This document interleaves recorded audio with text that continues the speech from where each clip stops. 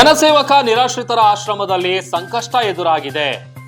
ನೆಲಮಂಗಲ ತಾಲೂಕಿನ ಟಿ ಬೇಗೂರಿನಲ್ಲಿರುವಂತ ನಿರಾಶ್ರಿತರ ಆಶ್ರಮ ಇದು. ಈ ಆಶ್ರಮದಲ್ಲಿ ಸುಮಾರು 35ರಿಂದ 40 ಮಂದಿ ನಿರಾಶ್ರಿತರು ಆಶ್ರಯ ಪಡ್ಕೊಂಡಿದ್ದಾರೆ. ಮತ್ತೊಂದ್ ಕಡೆ ಆಶ್ರಮದ ಜಾಗ ಖಾಲಿ ಮಾಡುವಂತೆ ಮಾಲೀಕ ಒತ್ತಾಯವನ್ನ ಮಾಡ್ತಾ ಇದ್ದಾರೆ ಅಂತೇಳಿ ಗೊತ್ತಾಗ್ತಾ ಇದೆ. ಪಾಪ ನಾವೆಲ್ಲ ಎಲ್ಲಿಗೆ ಹೋಗ್ಬೇಕು ಅಂತ ಒಂದ್ ಕಡೆ ನಿರಾಶ್ರಿತರು ಗೋಳಾಡ್ತಾ ಇದ್ದಾರೆ. ಪ್ರತಿನಿತ್ಯ ಆಟೋ ಓಡಿಸಿ ಈ ಆಶ್ರಮವನ್ನ ನಡೆಸ್ತಾ ಇದ್ದಾರೆ ಆಟೋ ಗಂಗಾಧರ್. 35ರಿಂದ 40 ಮಂದಿ ಇದ್ದಾರೆ. ಅದರಲ್ಲಿ ಬುದ್ಧಿಮಾಂದ್ಯರಿದ್ದಾರೆ, ವಯೋವೃದ್ಧರಿದ್ದಾರೆ. ಪಾಪ ಅವರಿಗೆ ಸಕ್ಕರೆ ಕಾಯಿಲೆ, BP ಮತ್ತೊಂದು ಎಲ್ಲವೂ ಕೂಡ ಇದೆ. ಪ್ರತಿನಿತ್ಯ ಆಟೋವನ್ನ ಓಡಿಸಿಕೊಂಡು ಆಟೋ ಗಂಗಾಧರ್ ಅವರು ಈ ಆಶ್ರಮವನ್ನ ಸುಮಾರು ವರ್ಷದಿಂದ ನಡೆಸ್ತಾ ಇದ್ದಾರೆ. ಈಗ ಏಕಾಏಕಿ ಜಾಗ ಖಾಲಿ ಮಾಡುವಂತೆ ಮಾಲೀಕರು ಒತ್ತಾಯಿಸ್ತಾ ಇದ್ದಾರೆ. ಸಂಬಂಧಪಟ್ಟಂತ ಅಧಿಕಾರಿಗಳಾಗ್ಲಿ ಅಥವಾ ಮಾನ್ಯ ನೆಲಮಂಗಲ ಶಾಸಕರಾದಂತ ಶ್ರೀನಿವಾಸಯ್ಯ ಅವರಾಗ್ಲಿ ಇದ್ರ ಬಗ್ಗೆ ಗಮನ ಹರಿಸಿ ನಮ್ಗೆ ಸಹಾಯ ಮಾಡಬೇಕು ಅಂತೇಳಿ ತಮ್ಮ ಅಳಲನ್ನ ತೋಡ್ಕೊಂಡಿದ್ದಾರೆ ನಿರಾಶ್ರಿತರ ಆಶ್ರಮದಲ್ಲಿರುವಂತ ಎಲ್ಲಾ ಸದಸ್ಯರು. ಯಾಕಂತಂದ್ರೆ 35-40 ಮಂದಿಗೆ ಇಲ್ಲಿ ಅಡಿಗೆ ಮಾಡ್ಕೊಳ್ಳೋದಕ್ಕೆ ಒಲೆ ಇದೆಯಲ್ಲ, ಒಲೆಯಲ್ಲಿ ಅಡಿಗೆ ಮಾಡ್ಕೋತಾರೆ. ಗ್ಯಾಸ್ ಸ್ಟವ್ ಕೂಡ ಇಲ್ಲ ಇಲ್ಲಿ. ಸೌದೆ ಒಲೆಯಲ್ಲಿ ಪ್ರತಿನಿತ್ಯ ಅಡಿಗೆ ಮಾಡ್ಕೊಂಡು ಆ ನಂತರದಲ್ಲಿ ಆ ಆಶ್ರಮದಲ್ಲಿರುವಂತ ಎಲ್ರಿಗೂ ಕೂಡ ಊಟದ ವ್ಯವಸ್ಥೆಯನ್ನ ಮಾಡ್ಲಾಗ ಪರಿಸ್ಥಿತಿ ಇರುವಂತ ನಾವು ಈಗ ಏಕಾಏಕಿ ಜಾಗ ಖಾಲಿ ಮಾಡಿ ಅಂತಂದ್ರೆ ಎಲ್ಲಿಗೆ ಹೋಗ್ಬೇಕು? 35ರಿಂದ 40 ಮಂದಿ ನಾವು ಎಲ್ಲಿಗೆ ಹೋಗ್ಬೇಕು ಅಂತೇಳಿ ಪಾಪ ಗೋಳಾಡ್ತಾ ಇದ್ದಾರೆ. ಟೈಮ್ 9 ನ್ಯೂಸ್ ಕಳಕಳಿಯೂ ಅಷ್ಟೇ, ಮಾನ್ಯ ಶಾಸಕರು ಇದಕ್ಕೆ ಪರಿಹಾರವನ್ನ ಕೊಡಬೇಕು. ಅವರಿಗೆ ಬೇರೆ ಎಲ್ಲಾದ್ರೂ ವ್ಯವಸ್ಥೆ ಮಾಡ್ಕೊಡ್ಬೇಕು ಅಥವಾ ಇರೋ ಅಂತ ಜಾಗದಲ್ಲೇನೆ ಮುಂದುವರಿಯುವಂತ ವ್ಯವಸ್ಥೆಯನ್ನ ಮಾಡ್ಕೊಡ್ಲಿ ಅನ್ನುವಂಥದ್ದು ಕೂಡ ನಾವು ಟೈಮ್ 9 ನ್ಯೂಸ್ ಪರವಾಗಿ ಶಾಸಕರಲ್ಲಿ ಮನವಿಯನ್ನ ಮಾಡ್ಕೊಳ್ತಾ ಇದೀವಿ. ಸಂಬಂಧಪಟ್ಟಂತ ಅಧಿಕಾರಿಗಳು ಯಾರಾದ್ರೂ ಇದ್ರೆ ಇದಕ್ಕೆ ಸಂಬಂಧಪಟ್ಟಂತ ಕ್ರಮ ತೆಗೆದುಕೊಂಡು ಪಾಪ ನಿರಾಶ್ರಿತರ ಆಶ್ರಮದಲ್ಲಿರುವಂತ ಎಲ್ರಿಗೂ ಕೂಡ ಸಹಾಯ ಮಾಡಬೇಕು ಅಂತೇಳಿ ನಾವು ಕೂಡ ಮನವಿ ಮಾಡ್ಕೊಳ್ತಾ ಇದೀವಿ. ಸರ್, ನಾವು ದಿನನಿತ್ಯ ಒಲೆಯಲ್ಲಿ ಅಡುಗೆ ಮಾಡೋದು ಸರ್. ಇಲ್ಲಿ 35 ಜನರಿಗೆ ನೋಡಿ, ಇದೇ ಒಲೆ, ಇಲ್ಲೊಂದು ಒಲೆ ಇದೆ, ಇಲ್ಲೊಂದು ಪಕ್ಕದಲ್ಲಿ ಒಂದು ಒಲೆ ಇದೆ ನೋಡಿ. ಇಲ್ಲಿ ಸೌದೆ ಕಾಣ್ತಾ ಇದೆಯಲ್ಲ, ಅವರು ಸೌದೆ ಎತ್ಕೊಡ್ತಾ ಇರ್ತಾರೆ. ಇಲ್ಲಿ ಆಗ್ತಾ ಇರ್ತೀವಿ ಅಡುಗೆ 3 ಟೈಮು. ನಮ್ಮ ಕಷ್ಟ ಈ ಥರ ಇದೆ ಸರ್.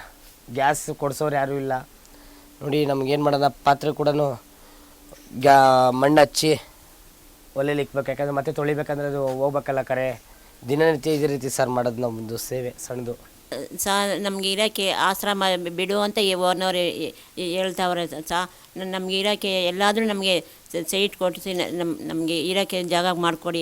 ನಾವು ಇವರು ಪಾಪ ಅವರೆಲ್ಲ ಎಲ್ಲೆಂತ ಲಕ್ಷಾಂತರ ರೂಪಾಯಿ ತೊಂದರೆ ಆಗ್ತಾರೆ. ನೀವು ಗೌರ್ಮೆಂಟ್ನವರೆಲ್ಲ ಸೇರಿ ನಮಗೆ ಜಾಗ ಕೊಡಿಸ್ರಿ. ನೀವು ಜಾಗ ಕೊಡಿಸ್ಲಿಲ್ಲ ಅಂದರೆ ನಾವು ರೋಡಿಗೆ ಇರಬೇಕಾಗುತ್ತದೆ. ನೀವು ದಯವಿಟ್ಟು ನಮಗಾಗಿ ನಾನು ಕೇಳ್ಕೊತಾ ಇದ್ದೀವಿ. ನಮಗೆ ಎಲ್ಲಾದರೂ ಸೈಟ್ ಕೊಡಿ, ಮಾಡಿಕೊಡಿ. ನಾವು ಇರ್ತೀವಿ. ನೀವು ಕೊಡಲಿಲ್ಲ ಅಂದರೆ ನಾವು ಎಲ್ಲೋಗೋಣ. ನೀವೇ ನಿಮಗೆ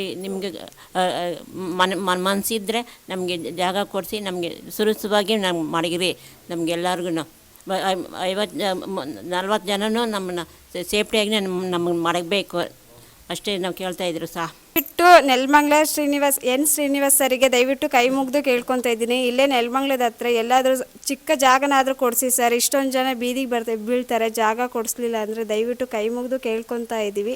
ಎಲ್ಲಾದರೂ ಇದ್ರೆ ಜಾಗ ಕೊಡಿಸಿ, ನಮಗೊಂದು ಸ್ವಲ್ಪ ಅನುಕೂಲ ಆಗುತ್ತೆ. ಇಷ್ಟೊಂದು ಜನ ಸೇವೆ ಮಾಡ್ಕೊಂಡು ಹೋಗ್ತಾ ಇರ್ತೀವಿ ಮುಂದಕ್ಕೂ ಇದೇ ಥರ. ಮತ್ತು ನಮ್ಮ ದೇವ್ರ ಮಕ್ಕಳು ಅಂತ ಏನಕ್ಕೆ ಹೇಳ್ತೀವಿ ಅಂದರೆ ಸರ್, ರೋಡಲ್ಲಿರ್ತಕ್ಕಂಥ ದೇವ್ರ ಮಕ್ಕಳನ್ನು ಕರೆತಂದು ಅನಾಥರು, ನಿರ್ಗತಿಕರು, ವೃದ್ಧರು, ಜಾತಿ ಭೇದ ಭಾವ ಇಲ್ಲದೆ ಒಂದು ಸೇವೆಯನ್ನು ಸಲ್ಲಿಸ್ಕೊಂಡು ಹೋಗ್ತಾಯಿದ್ದೀನಿ ಸರ್ ನಮ್ಮ ನೆಲಮಂಗಲ ತಾಲೂಕಲ್ಲಿ. ಸರ್, ಅಷ್ಟು ಜನರಿಗೂ ಕೂಡ ಒಲೆಯಲ್ಲೇ ಅಡುಗೆ ಮಾಡೋದು ಸರ್.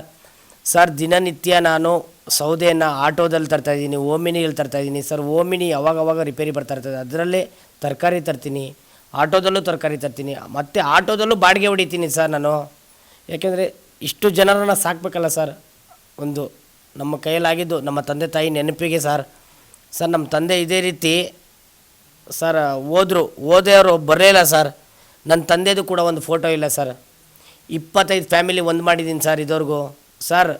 ನಾನು ಆಶ್ರಮ ಮಾಡಿದಂಗೆ 9 ಬಾಡಿ ಡಿಸ್ಪೋಸ್ ಮಾಡಿದ್ದೀನಿ ನಮ್ಮ ಪೊಲೀಸರ ಸಮ್ಮುಖದಲ್ಲಿ. ಯಾಕೆಂದರೆ ಇಲ್ಲಿರೋರಿಗೆ ಕೇಳಿದ್ರು ಕೂಡ ಹೇಳ್ತಾರೆ ಸರ್, ಅಷ್ಟು ಕಷ್ಟದಲ್ಲಿ ನಡೆಸಕ್ಕಂಥ ಒಂದು ಆಶ್ರಮ ಸರ್. ಅಷ್ಟು ಜನರಿಗೆ ಒಲೆಯಲ್ಲಿ ಮಾಡಲೇಬೇಕಾ ಸರ್? ಯಾಕಂದರೆ ಕಾಸಿಲ್ಲ ನನ್ನ ಹತ್ರ. ಕಾಸಿದ್ದಿದ್ರೆ ಸರ್ ಗ್ಯಾಸ್ ತರ್ಬೋದು, ಪ್ರತಿಯೊಂದು ಮಾಡ್ಬೋದು ಸರ್. ಅಷ್ಟು ಕಷ್ಟದಲ್ಲಿ ನಡೆಸ್ತಾಯಿದ್ದೀನಿ ಸರ್ ಆಟೋ ಓಡಿಸಿ. ಯಾವ ಕಾರಣಕ್ಕೋಸ್ಕರ ಈ ಜಾಗ ಬಿಟ್ಟೋಗ್ಬೇಕಾಗಿರೋ ಪರಿಸ್ಥಿತಿ ನಿಮಗೆ ಬಂದಿದೆ? ಸರ್, ಇದು ಮುಂಚೆ ಆಶ್ರಮ ಇತ್ತು. ಅವ್ರ ಕೈಯಲ್ಲಿ ನಡ್ಸೋಕ್ಕಾಗದೆ ನನಗೆ ಬಾಡಿಗೆ ಕೊಟ್ಟರು. ನಾನು ಇಲ್ಲಿ ಬಂದ ನಂತರ ಇಲ್ಲಿ ಅಕ್ಕಪಕ್ಕ ಗ್ರಾಮದವರು ಎಲ್ಲ ಹೇಳಿದ್ರು, ಇದಕ್ಕೆ ಬಾಡಿಗೆ ಕಟ್ತಿದ್ಯಾ, ಆಶ್ರಮ ಅಂತ ಕಟ್ಟಿಸಿದ್ದು ಅಂತ ಹೇಳಿದ್ರು. ಅದಕ್ಕೆ ಅದೆಲ್ಲ ನನಗೆ